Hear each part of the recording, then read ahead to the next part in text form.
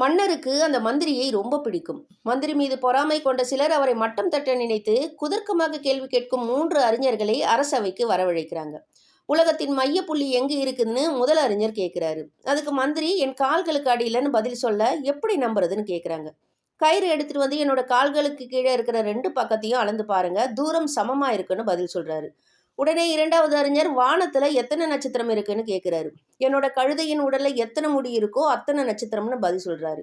எப்படி நம்புறதுன்னு எல்லாரும் கேட்குறாங்க. வேணும்னா என்னோட கழுதையின் முடிகளை எண்ணி பாருங்கன்னு பதில் சொல்றாரு மந்திரி. எப்படி கேட்டாலும் பதில் சொல்றாருன்னு 3வது அறிஞர் மன்னருக்காக 10 டம்ளர் கடல் தண்ணியை உங்களால குடிக்க முடியுமான்னு கேட்கிறாரு. அதுக்கு மந்திரி மன்னருக்காக தாராளமா குடிக்கிறேன்னு சொல்றாரு. மன்னர் மகிழ்ச்சியோடையும் அதிர்ச்சியோடையும் பார்க்கறாரு. 10 டம்ளர் கடல் தண்ணியை கொண்டு வந்து அவர் முன்னாடி வைக்கிறாங்க. 2 எலுமிச்சம்பழத்தை கொண்டு வந்து அதுல பிழிஞ்சு அதை குடிக்கிறாரு மந்திரி. 3 அறிஞர்களும் தோல்வியை ஒத்துக்கிறாங்க. குதர்க்கமாக பேசுபவர்களை அதே வழியில்